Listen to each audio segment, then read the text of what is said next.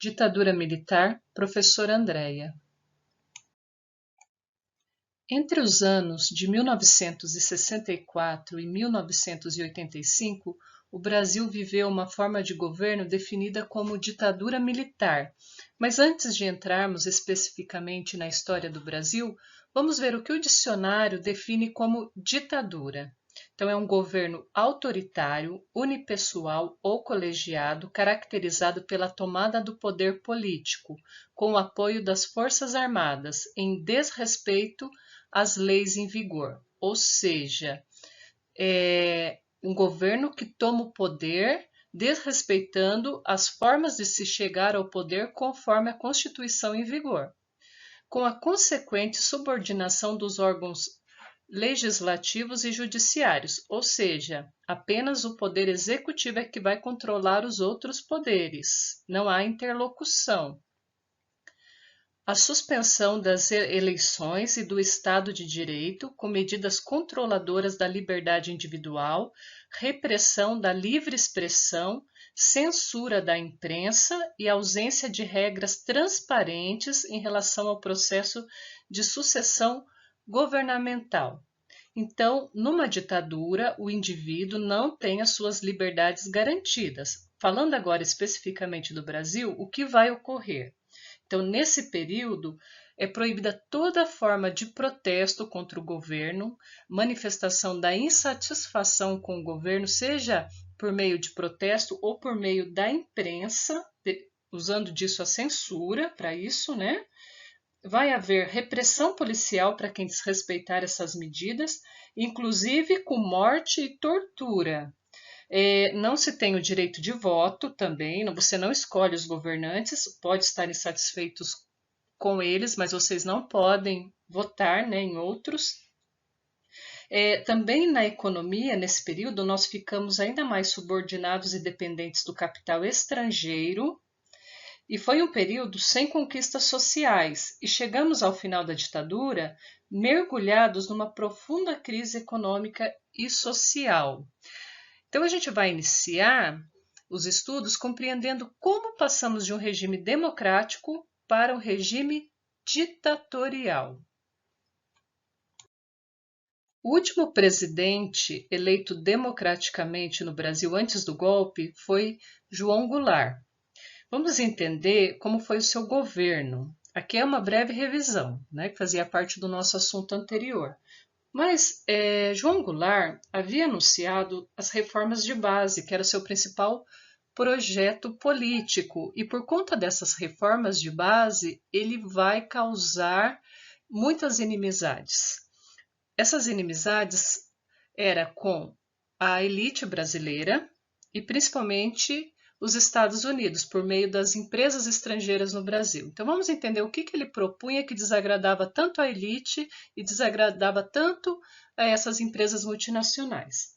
Então, as reformas de base consistiam em fazer reforma agrária para resolver o problema do sem terra no Brasil.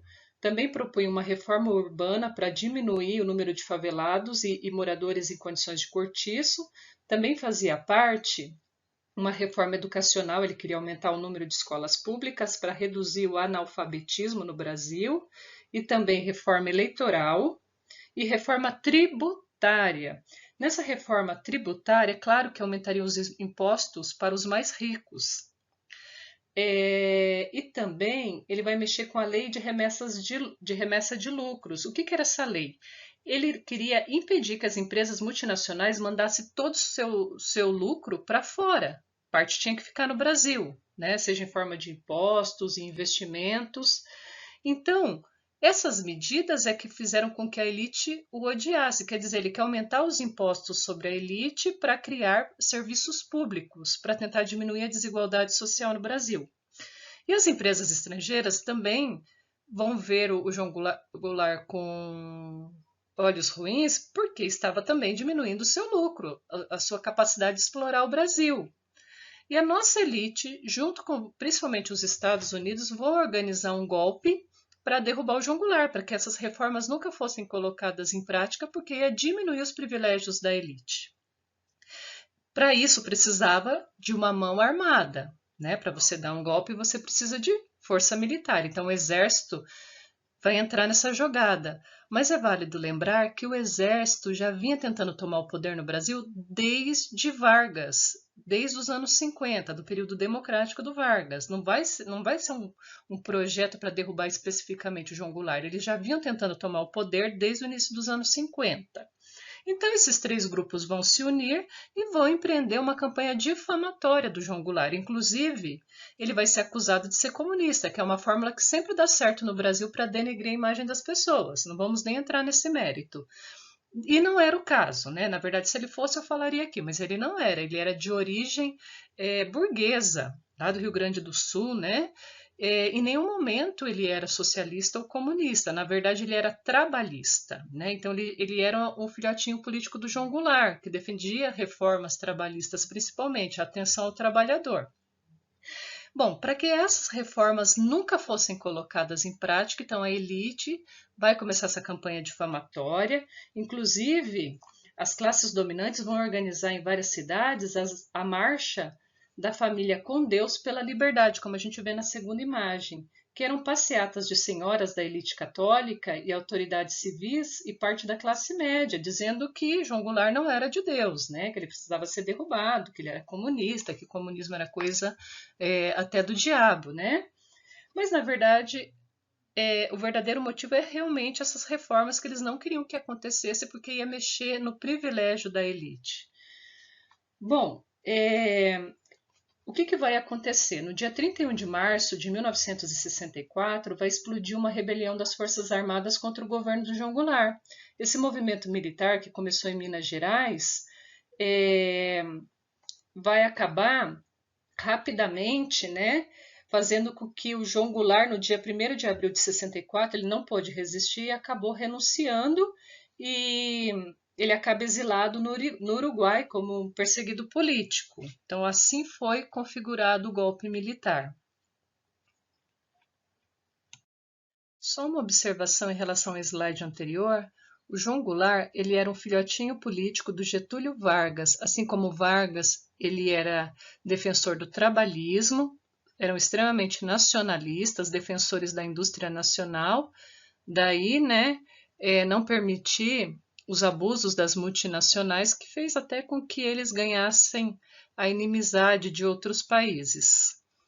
Bem, ultimamente voltou à tona aquela discussão se o que houve em 64 foi revolução ou golpe. Quem estudou durante a ditadura militar encontrava nos livros revolução, lembrando que havia uma grande censura sobre o material escolar. E hoje os livros de história trazem o termo golpe de 64. Então, de acordo com a historiografia, atualmente, o que houve em 64 foi um golpe. Mas é fácil entender só de procurar no dicionário a definição, né? Revolução, segundo o dicionário, é o ato ou efeito de revolucionar, de realizar mudanças profundas ou radicais. Para algo na história ser chamado de revolução, tem que ter promovido uma reforma profunda na sociedade, na economia, na política, nos valores de um povo, como quando a gente estuda a Revolução Francesa. Com certeza uma revolução vai derrubar o absolutismo na França, todo um modelo, toda uma estrutura, e vai substituir por ideias iluministas. Grupos sociais vão perder o poder, como a nobreza, e outros vão ascender ao poder. Então, isso é uma revolução, tá? Aqui o que houve no Brasil, na verdade, foi um golpe. Olha o que diz sobre golpe, né? O dicionário. É uma estratégia desleal para se obter vantagens. Então, por que foi um golpe? Porque João Goulart havia sido eleito democraticamente. Naquela época se votava separadamente para vice e para presidente. Você podia ter o vice de um partido e o presidente de outro. O João Goulart ganhou a eleição para vice, só que o Jânio Quadros renunciou, então ele vai assumir democraticamente, seguindo as normas da Constituição. Quando ele sofre o golpe, então é um ato desleal, ele foi derrubado uma vez que tinha sido eleito pela população, né? O golpe desrespeitou a Constituição e foi um golpe para que determinados grupos obtivessem vantagens, né? Um grupo da alta patente do exército, a elite brasileira, as multinacionais, Então, realmente, de acordo com o próprio dicionário, uma interpretação bem simples já dá para perceber que se trata de um golpe e não de uma revolução. Na verdade, esse movimento ele ocorreu justamente para que para que não ocorresse uma revolução no Brasil. Ou seja, para impedir aquelas reformas que poderiam vir a diminuir a desigualdade social no Brasil. Então, assim, será que as ideias do João Goulart realmente iam mudar o Brasil, ia melhorar as condições de vida? Nós não sabemos, tá? Porque ele nem chegou a colocar em prática, ele apenas anunciou e após esse anúncio foi derrubado. Então, resumindo, de acordo com a historiografia atual, é golpe, não revolução. Entre 1964 e 1985, o Brasil teve 5 presidentes militares: o general Humberto de Alencar Castelo Branco, o marechal Costa e Silva, o general Emílio Garrastazu Médici, o general Ernesto Geisel e o general João Batista Figueiredo. À frente, nós veremos os principais acontecimentos desses governos. A partir da deposição de João Goulart, quem realmente mandava no país agora era o alto comando militar, composto por membros do Exército, da Marinha e da Aeronáutica. Esse grupo acabou escolhendo o general Humberto Castelo Branco para assumir o Brasil, que vai tomar posse apenas em 15 de abril. Lembrando, né, que o golpe se iniciou em 31 de março e no dia 15 de abril Humberto Castelo Branco já era o primeiro presidente militar. O governo do Castelo Branco tomou medidas como declarou-se inimigo feroz das ideias socialistas ou comunistas, favoreceu o capital estrangeiro, fez restrições ao crédito e reduziu o salário dos trabalhadores. Nessa época, os trabalhadores também perderam o direito de estabilidade no emprego, que era um direito adquirido lá na era Vargas. O governo interveio em milhares de sindicatos, procurou desmontar a organização do movimento operário para impedir protestos e as greves dos trabalhadores. Então a gente percebe, né, por essas medidas a que veio, né, o regime militar, para tirar os direitos de quem, de qual classe. Mas mesmo alguns antigos aliados do golpe também começaram a criticar essas medidas econômicas do governo. Não estavam tão satisfeitos assim. Mas, à medida que o tempo passava, os militares aumentavam ainda mais o seu poder e afastavam qualquer forma de contestação, seja dos mais pobres e até mesmo dos mais ricos. Em 1965 foram realizadas eleições para os governos estaduais e aumentou a oposição ao regime militar nessas eleições. Então o governo vai resolver tomar medidas mais radicais ainda, limitar mais ainda os direitos individuais. E como ele vai fazer isso, né? Como que se estabeleceu e como foi se desenvolvendo esse governo militar, né? Essa ditadura, se a Constituição considerava tudo isso ilegal?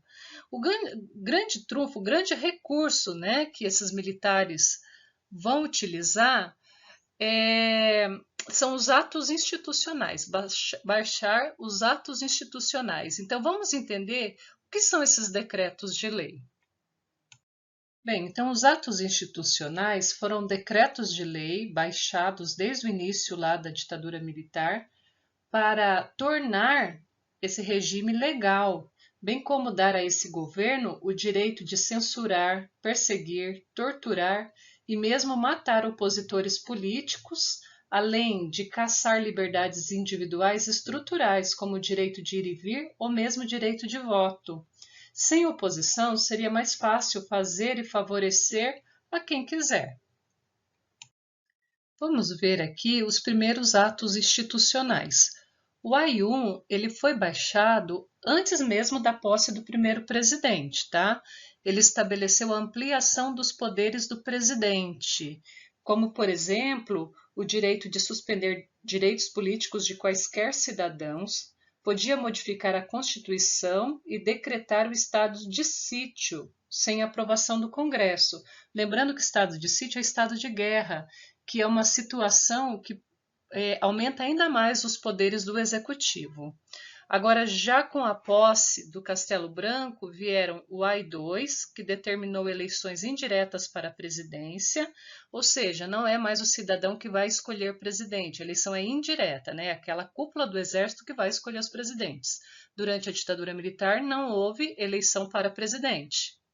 Todos os partidos políticos foram extintos e instituídos apenas 2 partidos. Então, a ditadura militar, ela só reconhecia 2 partidos, todos os demais foram fechados.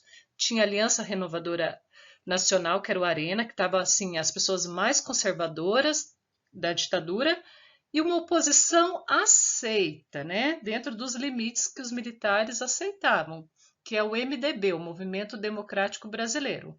É uma oposição de fachada, para dizer que tinha, mas não era.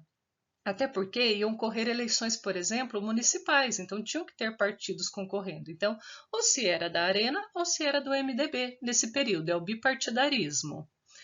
Depois veio o AI-3, que estabeleceu eleições indiretas para governadores e prefeitos das cidades consideradas áreas de segurança nacional.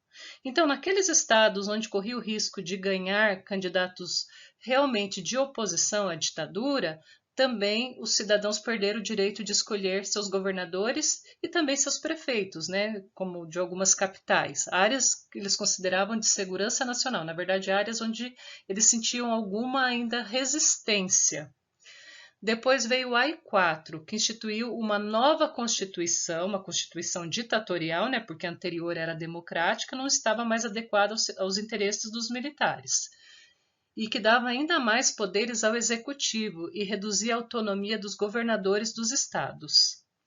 Os atos institucionais vão seguir, vão vir outros atos institucionais e eu vou comentando à medida que nós formos estudando os novos presidentes. O próximo presidente escolhido foi Marechal Costa e Silva. Bem, o governo de Costa e Silva foi marcado por muitas manifestações contra o governo, contra a ditadura, mesmo com toda a repressão policial. Então, os estudantes vão sair às ruas em passeatas, os operários vão organizar greves contra a diminuição do salário. Aqueles políticos mais corajosos vão fazer discursos, né, atacando esse governo, né, principalmente a violência do governo e a falta de participação. Até mesmo os padres mais progressistas vão pregar contra a fome do povo, né, e a tortura que vinha sendo praticada pelos órgãos de segurança contra os adversários da ditadura.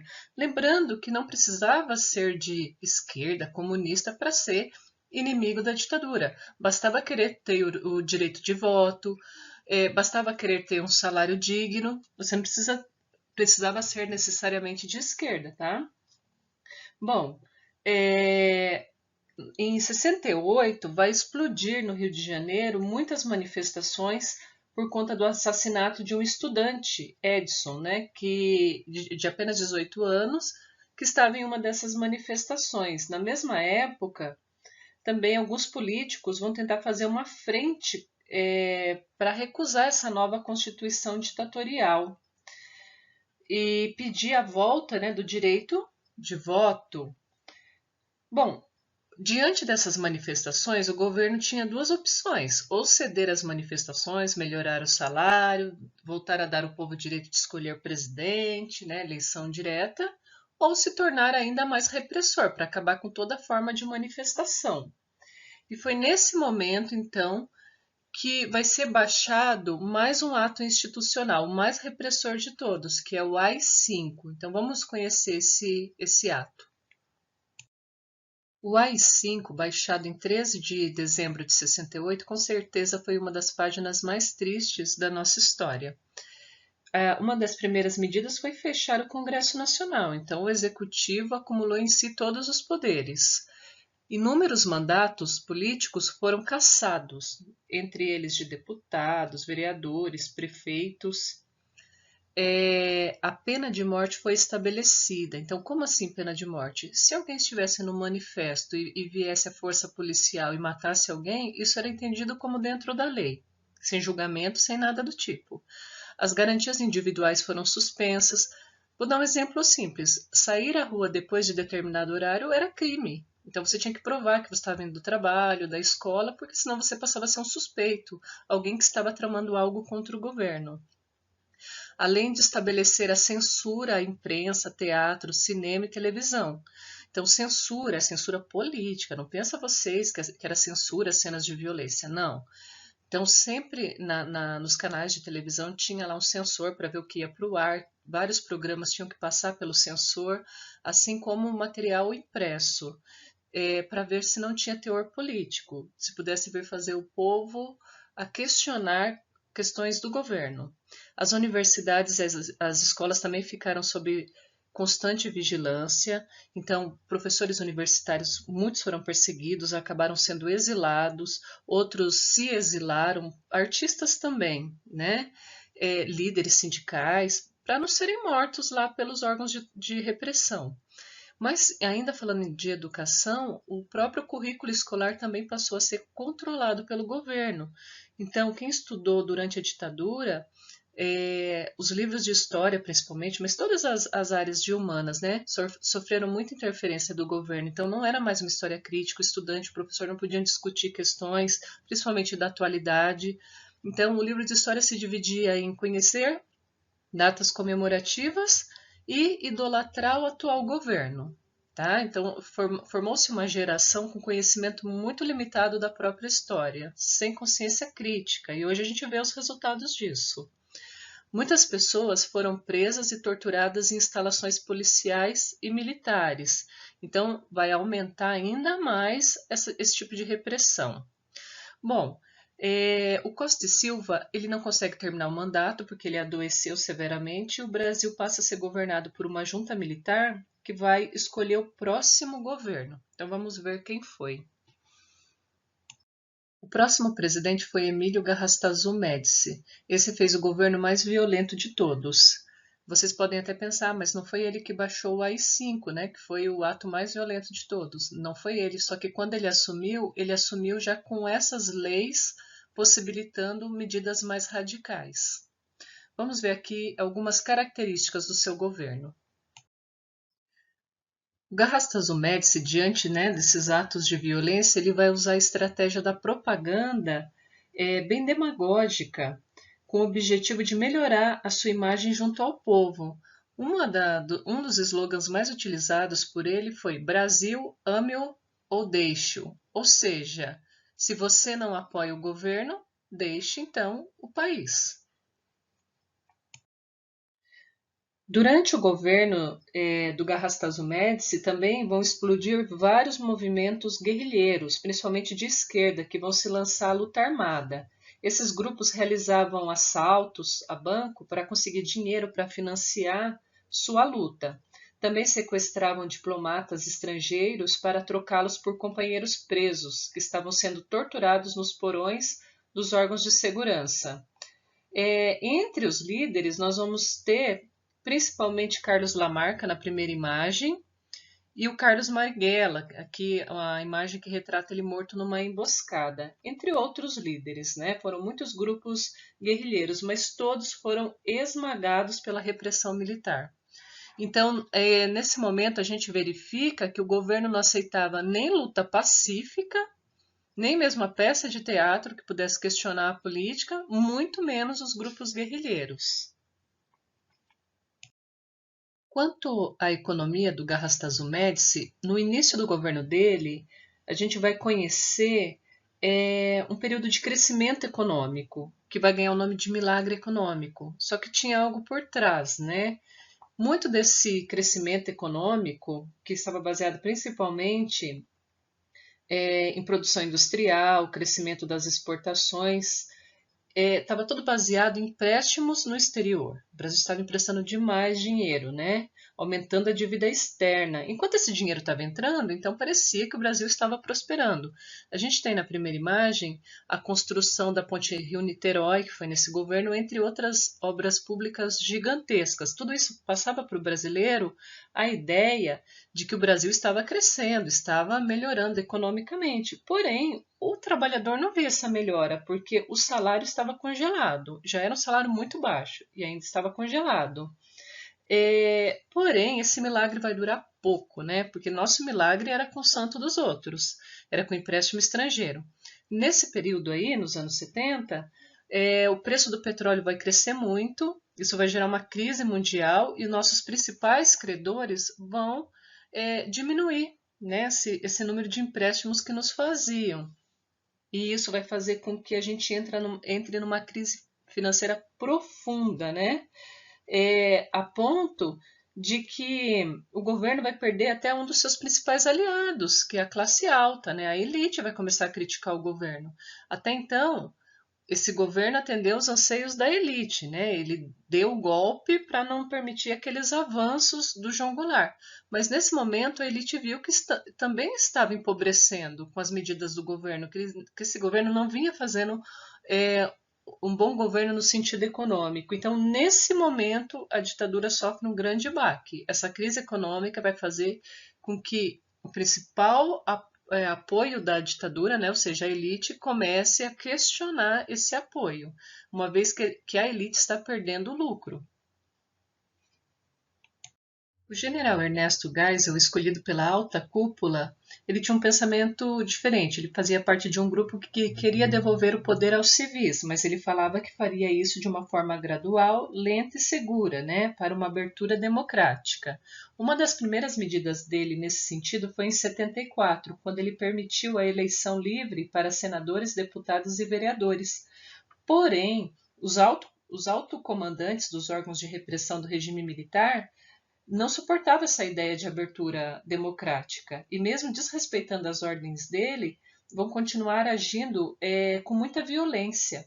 Em São Paulo, por exemplo, foram presos e mortos muitos perseguidos políticos, como a gente vai ver a seguir. Nessa imagem, primeiro temos o jornalista da TV Cultura Vladimir Herzog e depois o Manuel Fiel Filho, que era metalúrgico. Ambos foram presos e mortos nas dependências do Segundo Exército, lembrando, desrespeitando a ideia do Geisel, de diminuir esse tipo de repressão. No caso do Vladimir Herzog, a gente vê uma cena montada como se ele tivesse se suicidado lá no Segundo Exército. Na verdade, ele não sobreviveu às torturas. Lembrando que nada foi provado contra ele, do que o acusavam. Perseguição política pura. E o Manuel Fiel Filho, a questão é que, assim como muitos outros trabalhadores na época, vão se organizar em movimentos sindicais, movimentos grevistas, que lutavam por melhores condições de trabalho e de vida. Então, isso era inaceitável para esse governo, né? E falando ainda em economia, né, o salário muito baixo nessa época, uma crise econômica muito grande, o governo ainda pegando dinheiro estrangeiro para investir em obras faraônicas, como por exemplo hidrelétrica de Itaipu, Tucuruí, Sobradinho. Aí a gente pode pensar, mas essas obras não são importantes? São importantes, mas a questão é que se estava pegando dinheiro do exterior e tinha muitos outros problemas sociais que estavam esquecidos na época. É importante fazer, mas não podia esquecer também de outras questões. Bom, agora, um outro acontecimento muito importante do governo Geisel, ele não conseguiu abertura política. Tá? Ele não conseguiu, porque, como eu falei, ele queria, ele tentava, mas dentro do governo ele não tinha esse apoio. Então, tinha camadas lá mais conservadoras que não queriam devolver o poder aos civis. Porém, uma grande vitória do final do governo dele é que ele consegue, em outubro de 78, extinguir o AI-5 e os demais atos institucionais que marcaram essa página triste da nossa história. Então já foi um avanço, né? Porque na verdade não era nem para existir esse tipo de coisa no Brasil, porque a gente vinha de um período democrático, mas já que entramos nesse período, não dá para ignorar esse feito que foi muito importante.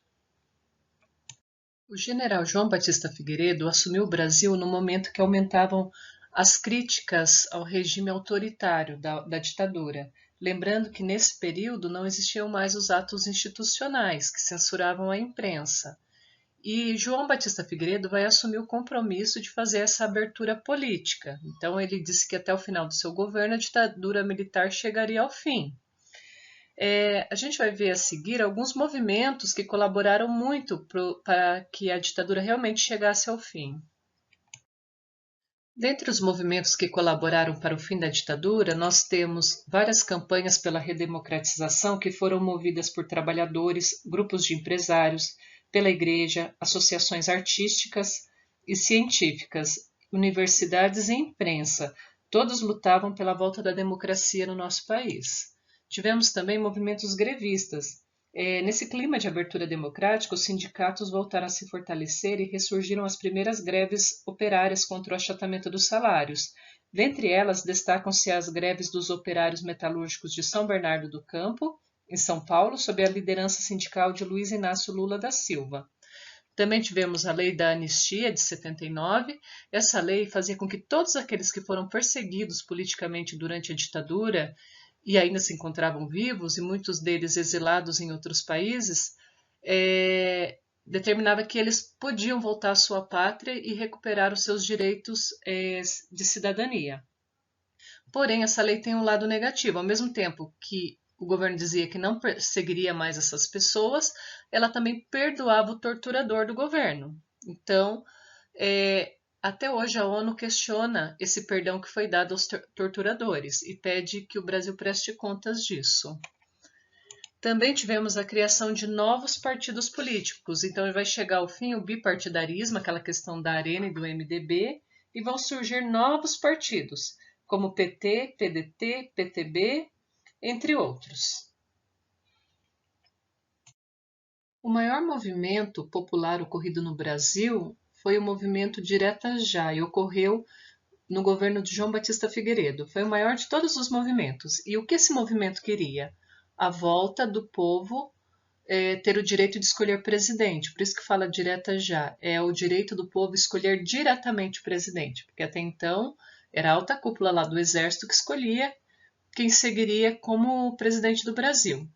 E como o João Batista Figueiredo prometeu que ao final do seu governo permitiria, né, o fim da ditadura, então o povo falou assim, por que não votarmos nós mesmos para o próximo presidente civil? Só que os projetos da ditadura era outro, né? Eles queriam deixar escolhido um presidente civil. Esse movimento vai ser muito grandioso, vai explodir, né, em várias partes do Brasil, a ponto que vai ser lançada uma emenda, vai ser votada uma emenda no Congresso para ver se o povo tem ou não o direito de votar nesse presidente ao final do governo do Figueiredo. Mas, é claro, os militares no governo vão fazer uma série de conspirações, sabotagens e vão fazer com que essa lei não passe, não vença. Então, ficou decidido que ainda seria o Congresso que escolheria, né, um colégio eleitoral formado pelo Congresso que escolheria o próximo presidente. Então vão concorrer dois civis, o Paulo Maluf e o Tancredo Neves. O Paulo Maluf apoiava ideias da ditadura ainda. E o Tancredo Neves não, ele queria a redemocratização ampla mesmo. Ao final da votação, quem vai vencer é o Tancredo Neves. Tá? Então ele promete que vai pôr fim a todas as instituições da ditadura, né, que seria realmente o presidente da redemocratização. O fato é que alguns dias antes dele tomar posse para presidente, ele acabou adoecendo, foi operado e não resistiu, acabou morrendo no dia 21 de abril de 85. Isso vai gerar uma ansiedade imensa na população, que acha que é mais uma conspiração da ditadura. Mas, na verdade, não foi. Apesar da sua morte, vão seguir os trâmites legais e quando o presidente, né, morre, quem deve assumir é o seu vice. E, no caso, quem vai assumir, então, é o José Sarney. O José Sarney assume, marcando o fim da ditadura militar. Para elaborar esse vídeo, eu utilizei o livro didático História e Reflexão, do Gilberto Cotrim, mas eu gostaria também de deixar a indicação desses dois livros para vocês. O primeiro trata da ditadura militar, né, o golpe de 64 e a ditadura militar, é um paradidático maravilhoso. E o segundo é o livro Movimentos Culturais de Juventude. Esse livro aborda os principais movimentos dos jovens dos anos 50 até a atualidade. E vai ser interessante porque ele vai amarrar esses movimentos ao que estava acontecendo na história, a relação da história, dos fatores econômicos, políticos e como o jovem reage a tudo isso. É um livro maravilhoso, eu tenho certeza que se vocês lerem vão gostar muito.